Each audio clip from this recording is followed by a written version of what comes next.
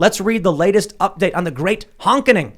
The Guardian reports Ottawa police are considering military intervention to end unlawful blockade. Authorities warned bringing in the military carried a massive risk as they believe the protesters are armed.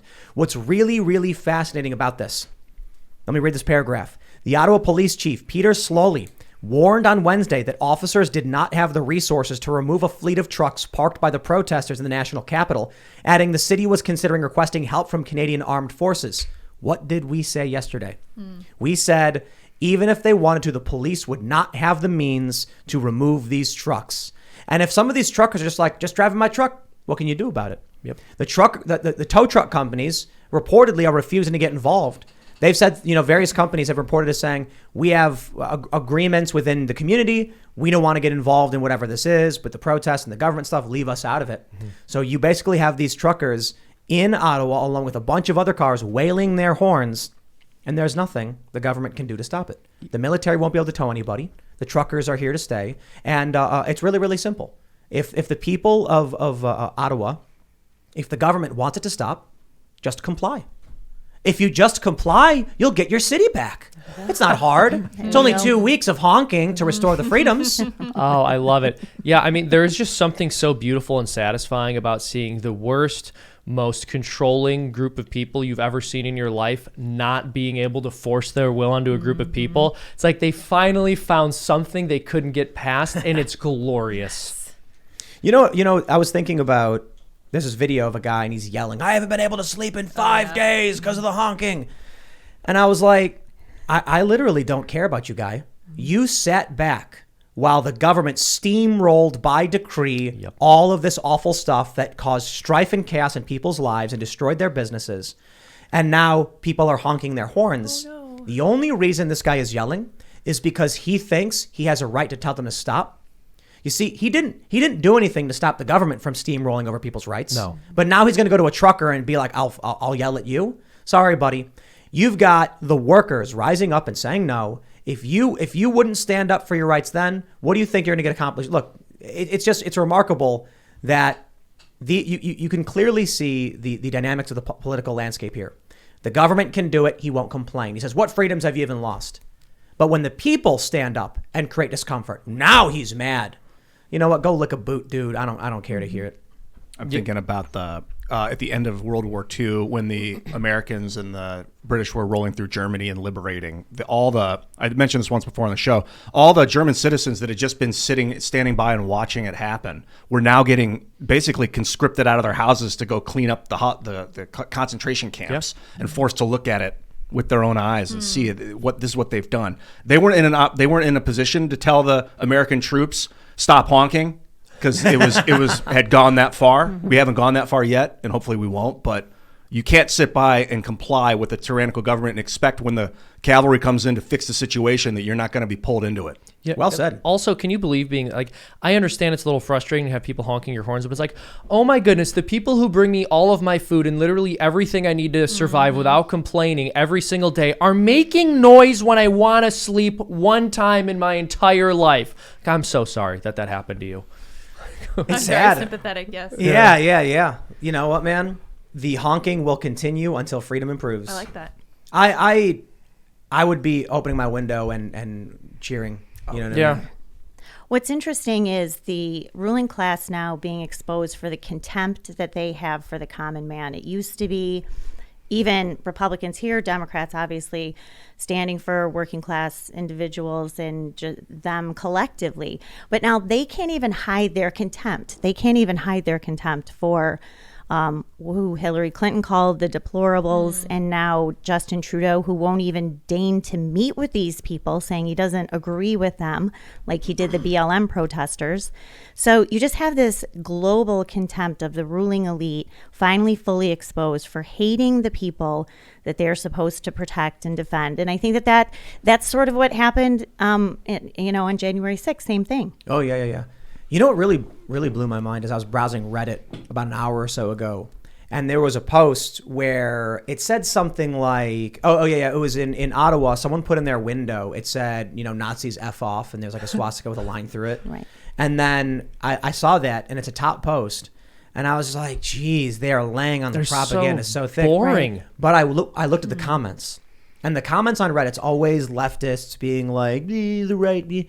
No, the comments were people saying like, there was one guy. Like, this is so dumb.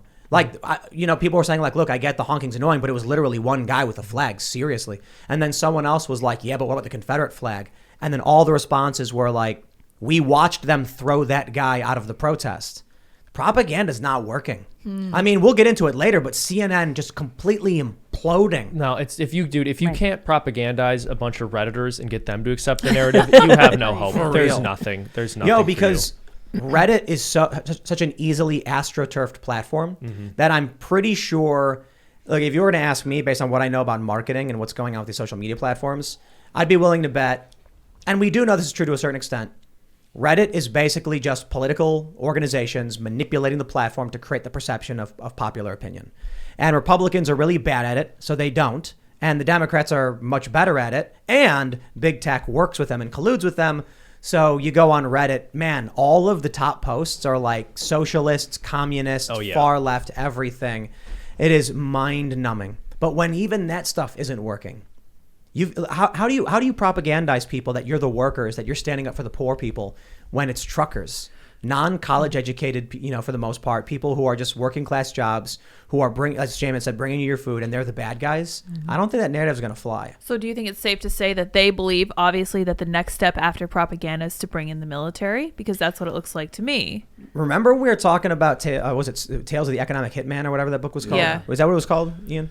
Economic Hitman, yes. Like it wasn't Tales, but something like that. Tales. It was like stories, or something like Confessions. Was it Confessions of an Economic Hitman? Yeah. He basically said that, and I'm going to butcher this, but it was something like, first they come to you and ask you to like be on their side. You reject them, then they come back and say, how about some money? Then you reject them, then they kill you.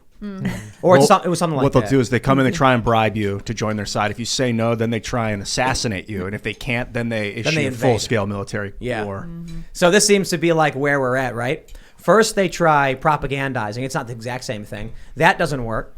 Now they're trying to organize counter-protests. Yeah, and they're already talking about bringing in the military. You'll see they'll probably single out an individual in the trucker convoy and then start propagandizing him, because then they're going to do the ad hominem attack next. They did that. Oh, they did one. They did that. It didn't work.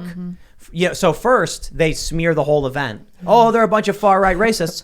Then we started seeing posts about like this organizer is far right and associated with the alt right and blah blah blah. Nobody cared. It's getting bigger. The honking grows. The honking continues until freedom improves. Now they're talking about military. Well, and this is what I think happens. They've overplayed their hand to the point where everyone who sees the propaganda knows that it's ridiculous, and they don't get that back. That's the wonderful part about it. Once you overplay your hand, like, it's not like you get the cards back. People are just never going to trust them when they talk about anything ever again, and it's beautiful. This is about so much more than just truckers, right? And everyone knows that, and it has been from the beginning. They're asserting their rights as workers, and so it extends to all other people in all other fields that are necessary, but also they're really standing up for the ordinary person of the nation they're from, and I think other nations as well, and they're also making it perfectly clear that the average person does not accept the narrative being put forward by the media. Just wait until QAnon shows up in Canada, though. That is going to really be a game changer, because that will show everyone that this is orchestrated. I'm joking. I was like, wait a minute, hold on. Q. I mean, when Q shows up. I'm gonna let you talk. I'm gonna let you say what you have to say. No, that'll be next. It'll be this is the Canadian Q. They've already tried. This is Russia propaganda, right? Yes, exactly. And they've had the Confederate flags, and they've had the Nazi then flag, they had the informant there who they kicked him out. But pretty soon it's going to be Q. But it's going to be wait. Canada Q. There'll be like Q.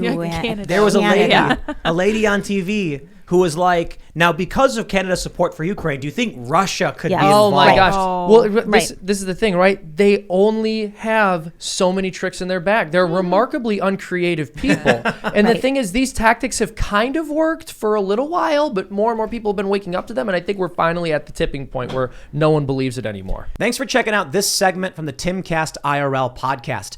If you want to watch live, you can check out this channel Monday through Friday at 8 p.m.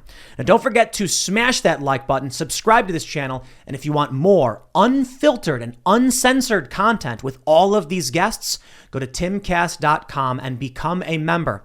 all of these guests you know and love in exclusive segments on our website where we are unrestricted in what we talk about. So you'll definitely not want to miss it. Thanks for hanging out.